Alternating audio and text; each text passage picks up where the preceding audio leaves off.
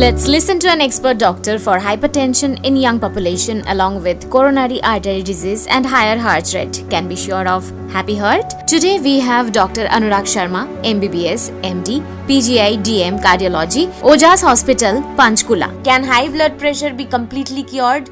Completely cure किया जा सकता है, पर डिपेंड करेगा कुछ कंडीशंस पे।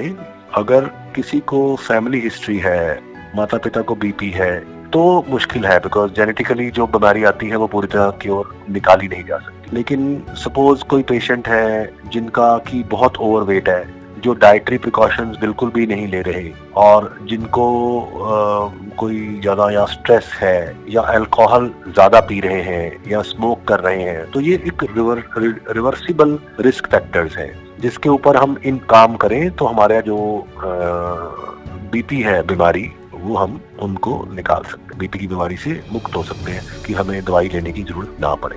पर अगर किसी को कोई किडनी प्रॉब्लम है, साथ में कोई और भी प्रॉब्लम है, डायबिटीज है, तो आमतौर पे ऐसा नहीं होता। यस, लाइफस्टाइल करने से गोलियां कम हो जाती हैं। What is the relevance of heart rate in hypertension?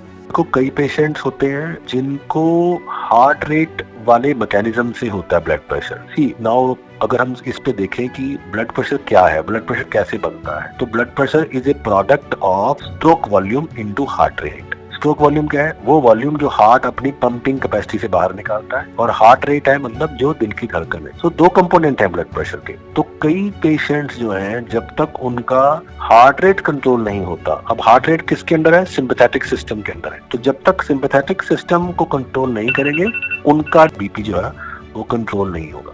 तो इसलिए सारे पेशेंट में मैकेनिज्म इंपॉर्टेंट नहीं होता है। लेकिन सपोज समबडी जिसको कि हार्ट रेट ही ज्यादा है, जैसे कौन कौन से ऐसे पेशेंट है जिनको हार्ट रेट ज्यादा होगा?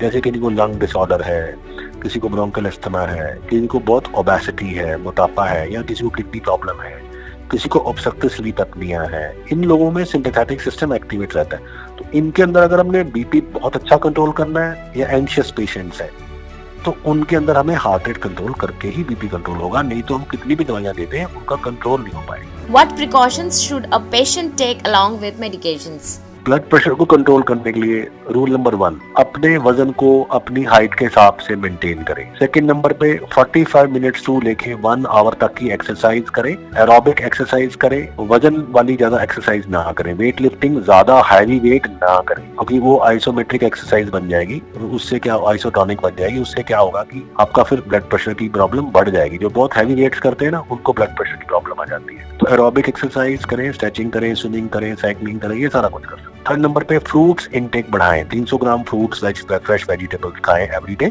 नमक का परहेज रखें, तो बहुत ही फर्क पड़ेगा। नमक मतलब एक्स्ट्रा ना खाएं, या जिसमें भी सोडियम क्लोराइड, सोडियम बाइकार्बोनेट या सोडियम सक्सिनेट, या जैसे जो पुरानी चीजें होती हैं जैसे कैंड चीजें मिलती हैं, वो ना खाएं, क्योंकि उनमें प्रिजर्वेटिव्स बहुत होते हैं। तो फ्रेश चीजें ज्यादा खाएं, और बाहर का खाना भी कम खाएं। अल्कोहल को कंट्रोल करें, अगर अल्कोहल ज्यादा खाते हैं तो भी आपका बीपी बढ़ेगा। पेन किलर्स खाने से भी बीपी बढ़ता है, वो ना खाएं। तो इन सारी चीजों को अगर ख्याल रखोगे तो बीपी काफी ज्यादा कंट्रोल हो सकता है। तो उसके बाद अगर मान लो आप 3 दवाइयां खा रहे हैं, हो सकता है आपको 2 दवाइयां हो जाए, 1 खा रहे हैं, हो सकता है बंद ही हो जाए। Thank you, doctor, for your time.